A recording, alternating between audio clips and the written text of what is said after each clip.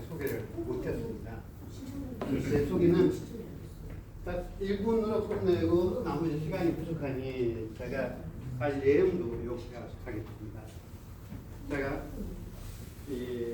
2년에서 3년 동안 펴고 있는 가장 단순하고 또 마을 사람들에게 이해를 쉽게 시키는 우리 마을 일은 우리가 직접 해낸다. 그래서 누구? 동장을 우리 손으로 뽑아야 된다. 그것을 저는 직접민주 정신을 가진 직접민주 지역자치라는 부분으로 지금 현재 2023년부터 2025년 현재까지 창당운동을 하고 있습니다. 최근에는 작년 5월 10월 달에 중앙선관위의 상당준비위원회 등록 신청을 마쳤고요. 지금 현재 직접민주 지역자치당은 서울 2740명, 충주 충북당입니다. 충북당 1105명, 부산자치당 1142명. 그래서 이 세 개의 충북, 서울, 그 다음에 부산을 합쳐서 4,000명이 넘습니다. 그 다음 최근에 합류했던 경기자치당, 그 다음 대구자치당이 지금 준비하고 있습니다. 대구자치당은 지금 현재의 자치분권과 분권자치를 하는 사람을 중심으로 한 200여 명이 지금 현재 당가입을 한 걸로 공부가 되고 있습니다. 이처럼 기존의 지역당 운동하는 분들도 있습니다. 이전에 헌법재판소에 헌법소원을 내었던 우리 영등포에는 이용희 선생이 영등포 시민의 행동당이라는 부분이 있고요. 그 다음에 은평에는 민들레당이라고 있습니다. 과천에는 시민의 당이 있습니다. 그러니까 그분들이 함께 모여서 지역정당 연합이 아니고요. 지금 현재의 지역당 부분이 헌법상을 할 수 없기 때문에 이걸 우회하는 방법으로 새롭게 만들어진 겁니다. 기존의 정치인을 중심으로 된 경우에는 순수한 아까 저희들이 얘기하고 있는 풀뿌리 민주주의의 가장 큰 주체자인 주민주권을 동력으로 하는 정치에는 몰입되지 않으면서도 지역사회를 살려보고 또 그런 운동을 진정되게 하겠다는 사람들이 지금 현재 4,600명 정도가 모였다는 겁니다. 그 중에 우주당은 골목에서 우주를 바라보면서 지구를 생각하는 겁니다. 우주에서 지구를 보면 어떻게 키재기 하는 겁니다. 다 나라들마다 그런 심정이고, 두 번째는 가장 중요한 것은 이 지구에는 많은 가난한 사람이 많습니다. 부의 소득, 불균형 현상도 거의 1%에 10%가 장악합니다. 우주에 바라봤을 때 지구인들이 이렇게 살면 안 된다는 겁니다. 마지막으로 제일 중요한 것은 우주에서 지구를 바라봤더니 지구의 기후위기도 굉장히 심각하다는 겁니다. 이거를 정치적 논리와 학자적 성능도 조건도 매우 중요하지만은 지구인들이 함께 동참해서 자기가 사는 땅을 살려보자 하는 뜻으로 저희들이 만드는 게 우주당입니다. 우주당은 지금 현재의 당원은 1,460명으로 서울자치당에 소속되어 있습니다. 아마 1월 22일 날 우주청년 컨퍼런스와 함께 저희 우주당 창립대회와 서울자치당 창립대회를 열려고 하고 있습니다. 여기까지 제가 소개했는데 벌써 1분이 지나서 대단히 송구합니다. 제가 나눠드린 사례 중에 우주당 소개가 있습니다. 그 다음에 지금 현재 우주당에서는 제일 중점으로 하는 게 국민주권, 주민주권인데요. 가장 중요한 건 법제화의 부분입니다. 헌법 40조 부분에 국회와 행정부만 법률을 만드는 게 아니고 국민도 만들어야 된다는 것. 두 번째는 지방자치법 2조에 지방자치는 이런 부서로 정해져 있다. 그 밑에 마이크로 단위의 읍면동을 소기초단체로 인정한다. 이런 입법 제도화를 하고 있습니다. 그런 측면에서의 큰 힘은 안 되지만 국회 앞에서 PTS에도 사실은 저희들 나눔들의 이런 우리의 주권을 찾는 작은 사진으로 열심히들 하고 있습니다. 그래서 저는 오늘 제가 송락 대표님한테 받은 거는 지역연합당 거대 양강 세계를 충돌시키는 주권자의 낙이라는 내용으로 토론을 받았습니다. 저는 시간상 길게는 아니지만 짧게 2분 내로 정리하겠습니다. 제가 12월 3일 날 10시 45분으로 국회 앞에 있었습니다. 저는 실은 국가 권력이 국민의 주권을 침탈하는 현장에 굉장히 많이 서 있었습니다. 2014년 4월 16일 날 저는 진도에 있었습니다. 그때도 국가의 권력이 우리의 주권자를 얼마나 주권자로 대접하는지 않는 것을 행사를 봤습니다. 두 번째, 2026년 10월 26일 날 이태원도 마찬가지입니다. 우리는 언제까지 이걸 계속 반복해야 됩니까? 아니 국가 권력이 주권자라고 잡은 우리들에게 하는 행태가 뭡니까? 근데도 우리는 이걸 계속 보고만 있어야 됩니까? 헌법재판소에서 몇 사람이 우리의 주권을 결정합니다. 이거 우리가 정말 아프게 생각해 봐야 됩니다. 그렇다면 말로 하는 국민주권, 주민주권이 아니고요. 행동하는 현장에서의 주권이 어떻게 실천되냐의 문제인 겁니다. 너무 거시적으로 보는 것도 좋습니다.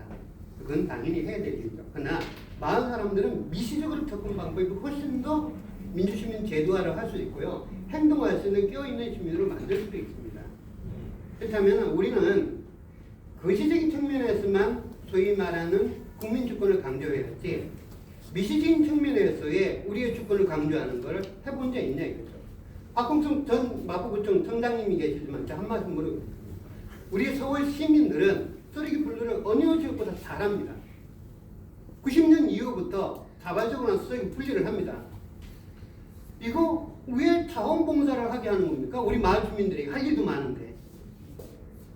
그리고 공무원은 우리 맨날 시키기만 합니다. 그리고 우리 보고 맨날 선거날만 유권자 되는 한 표 찍으라고 구실거립니다. 선거날만 하루만 되면 우리 마을 사람이에요.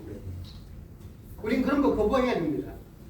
쓰레기 분리부터 또 마을을 돌봄이잖아요. 이런 마을 돌봄은 기본적 사회보장 시스템. 애따 지방정부가 먹어라 수혜적 입장이 아니고요. 마을 주민이 주권자로서 자기의 권리를 주장하는 겁니다. 내가 이렇게 쓰레기 분리했으니까 이것을 지역화폐로 아우처를 줘라. 기본소득으로 해달라. 그래서 쓰레기가 무거우면은 무거운 것을 좀 덜어드리는 것도 기록부에 적고 이게 마을 돌봄 복지가 돼야 되는 거죠. 그것을 자세히 제도화해 줘야 되는 거죠. 그러면 미시적인 측면에서의 국민주권과 주민주권이 있나? 없습니다. 자라나고 있지만 미흡하기 때문에 제가 아주 강하게 부르짖는 것은 자기 마을의 일은 동장이 구청장보다 더 잘합니다. 동장을 직접 뽑음으로써 마을의 활력을 불어넣을 수 있는 기대가 있습니다. 마을에 3사람이 4사람으로 5명을 늘어나는 겁니다. 아줌마, 할머니, 장사하는 사람, 건물주 아닌 건물주 말고 아침 7시에 출근해서 저녁 10시에 도는 이 참여하는 사람들이 들어올 수 있는 국민주권을 마을에서 골목에서 만들어야 된다는 겁니다. 그런 차원에서의 지역방 운동은 굉장히 중요한 운동 중 하나인 겁니다. 지금 현재 거시적 지역당 운동의 차원이 아닌 미시적 접근으로서의 지역당 운동이 연대와 협력의 기반으로 네트워크 형성되고 그래서 지역에서 문제가 생길 때에 국가와 지방단체가 다 결정했고 우리는 따라가는 이런 방식이 아니고 우리의 가진 주권의 권력으로 하면 된다 안 된다를 직접 참여해서 주권자의 목소리를 내야 되죠. 그거를 입법화하고 제도화 시켜야 된다는 거죠. 그게 지역당의 그런 역할을 그런 걸 담는 큰 거리 될 수 있다고 저는 지역당을 생각하고 있습니다. 이런 측면에서 지금 현재 가장 중요한 이상희 교수님도 자리에 계시지만 한 가지 국민주권, 지역당에서 지금 현재 외교와 안보의 문제를 거의 안 나옵니다. 그런데 저는 외교와 안보의 문제를 골목에서 마을 공동체에서 얘기하는 한 가지만 얘기하는 겁니다. 폭탄 날라가지고 사람들이 죽습니다. 양주 탱크 밑에 애들이 깔려 죽습니다. 근데 지방정부, 대한민국 정부가 거기다가 훈련해. 거기다 기재교죠. 그럼 우리 마을 사람들이 네 그렇게 하세요. 그러고 난 다음에 우리가 주는 게 마을 보상금이라고 줍니다. 그게 무슨 대단한 거라고요. 내 나라 땅에 살면서 내 나라의 주권자들이 국가의 안보와 외교에 왜 직접 참여를 못하는 겁니까? 나는 이것을 참여하기 위해서라도 동장제가 직성제가 되어고 직접민주제도가 되어야 된다는 겁니다. 직접민주제 안에 가진 헌법 40조 양을 새로 넣는 부분. 행정부와 국회만 법률을 발의하는 게 아니고요. 국민도 할 수 있게끔.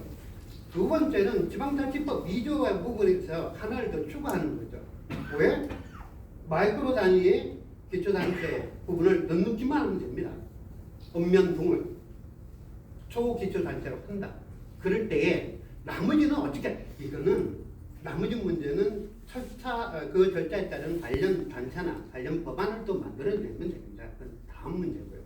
그러나 제일 상징적인 부분은 지역당의 가장 큰 부분은 이제 우리 서쪽에 사는 사람들은 저게 지금 이제 서해안 쪽 사람, 광주까지 잡고 좀 더 넓게 봤으면 좋겠습니다. 그래서 저는 제가 주장하는 지역당은 지금 현재의 인도양과 유라시아를 넘어서는 대륙을 이렇게 함께 K민주주의 정신과 K문화 그처로 전파할 수 있는 지역당으로 저는 자라나길 바라고요. 마을분들과도 함께 항상 그 소위 말하는 지식층이 끌어가는 게 아니고 함께 이렇게 그 현장의 활동가들과 마을 사람들이 모여서 끌어가는 그런 지역당이 곧 출범할 거라고 여러분들 앞에 감히 선언하고 많이 성원해 줄 것을 부탁드리겠습니다.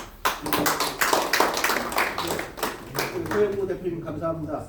그 시간이 없기 때문에 바로 그 유경석 유라시아 평화통합연구원 이사장님 5분 정도 말씀 주시기 바랍니다. 시간이 너무 늘어지고 있거든요. 예예. 최대한 시간을 좀 지켜주시기 바랍니다. 타이트하게 좀 해주시고. 우리 정치가 제대로 되기 위해서 국가보안법이 목록을 잡든지 국가보안법이 개정돼야 되고, 다른 미국을 배려한 기득권 예술 세력들을 가도를 막아야 되고, 그다음에 거의 기생한 지역 할거주의를 막아야 됩니다. 물론 우리 이런 작은 노력들이 합해가지고 막을 수도 있지만 그 거대한 산을, 그래서 정치 개혁을 지금 해야 하는 것이 굉장히 중요한데 어쨌든 우리가 그런 기회를 많이 놓쳤습니다.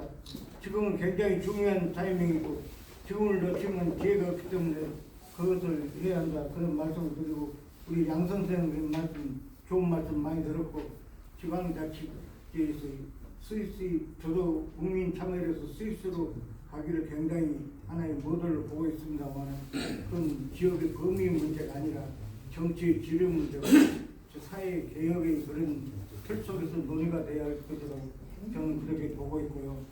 그 다음에 우리 이승훈 선수는 그건 좋습니다.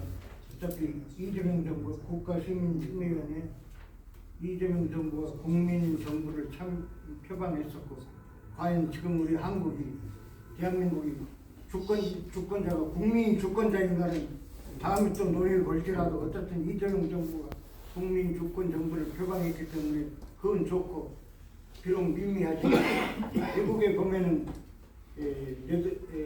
아일랜드 같은 경우는 시민위원회에서 발의한 것이 헌법까지 연결이 되고 외국에 그런 사례들이 많이 있습니다. 그랬더니 그런 사례들을 참고를 해가지고 우리가 비록 처음에는 미약한 수준을 가지면 권고사항이지만 의무사항으로 좀 넣고, 그래서 그 사항을 분명히 이것은 수용이다, 아니면 부분 수용이다, 아니면 각하다면 그 사유가 뭔가를 분명히 그것을 해가지고 하도록 하고, 그래서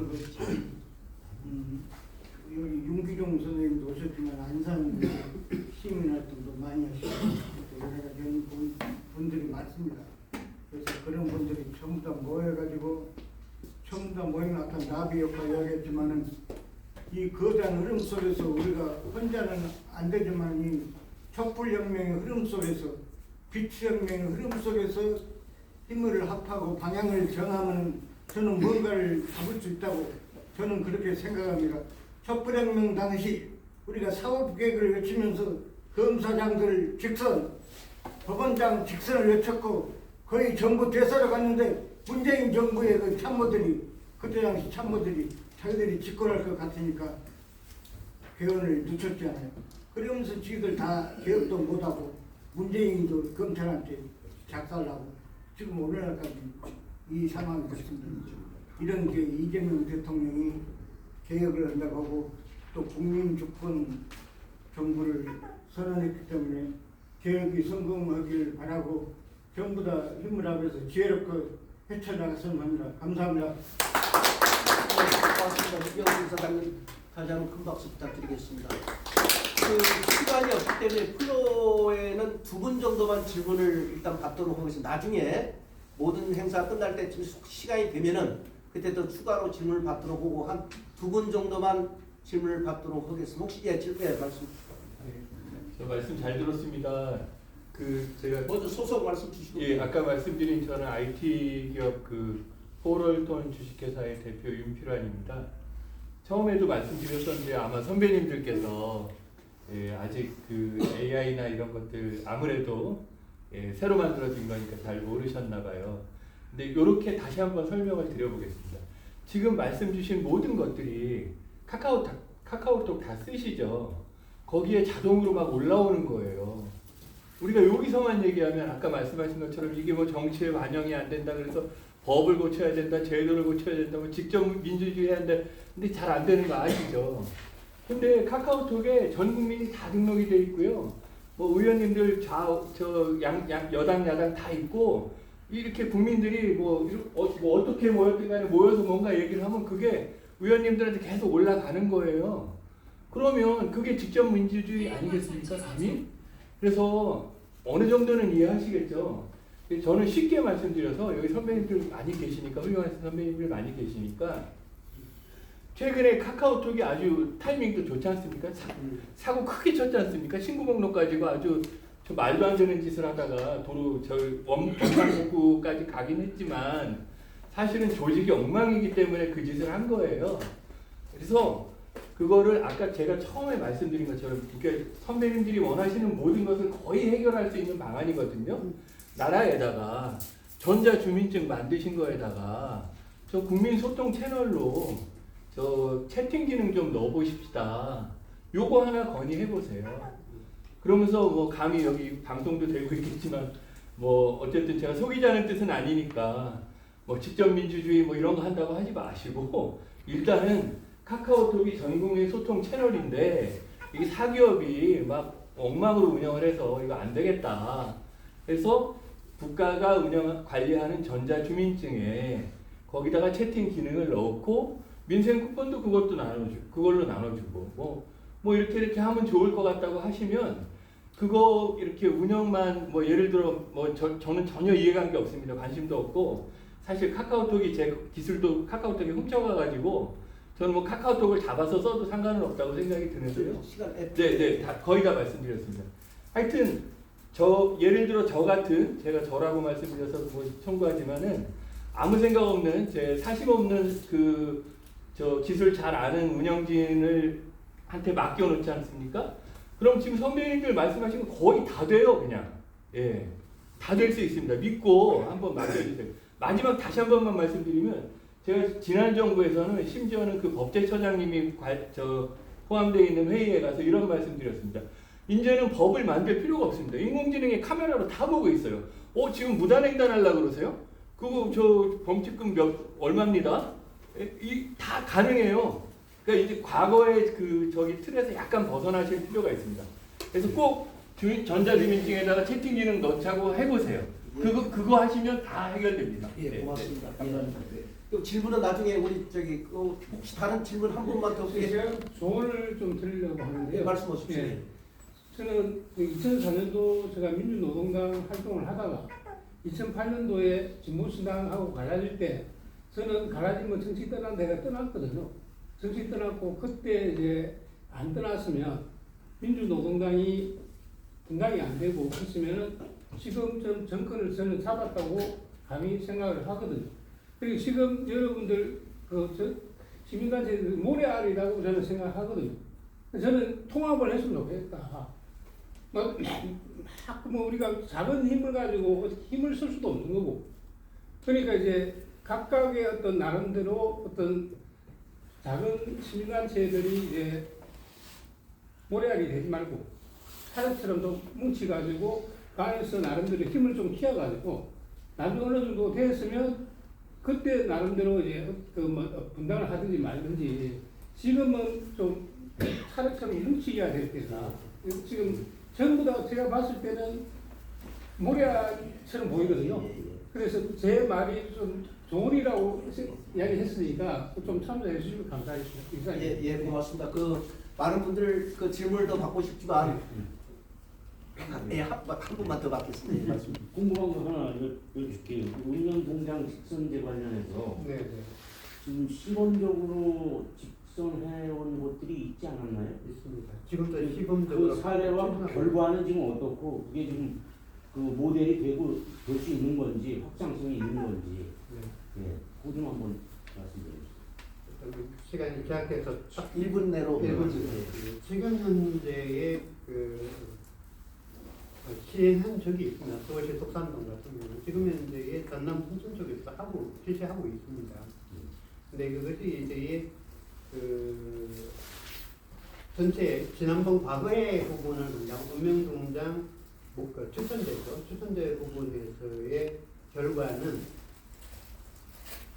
아주 동과 실제의 동장이 됐던 분하고의 판단은 아주 급격하게 차이가 납니다. 그러니까 동장을 했다. 본의 말로 하면은 너무나 말의 저항이 거치다, 거세다. 행정부서도 공무원들도 마찬가지고. 근데 공무원들은 이렇게 또 걸평가합니다. 우리 그거를 좀 우리 인사직처적인 부분도 많은데 그거를 직접 그렇게 얘기하는 거고 우리와 함께 새로운 방법을 모색을 했으면 좋았는데 그냥 그렇게 직접적으로 바로 시행을 하느냐 하는 부분이 있습니다. 그래서 미시적으로 보는 부분은 다 개인적 측면의 주장이 강했다. 그러나 지금은 법제화 되었을 경우와 지금 법제화 안 됐을 때 경우는 또 연구하고 있으니 그 추후 자료는 제가 별도로 보내드리도록 하겠습니다. 예, 알겠습니다. 그 마지막으로 오늘 발제하신 두 분 한 2분 이내로 말씀하고 일단 일부 토론을 마치도록 그렇게 하겠습니다.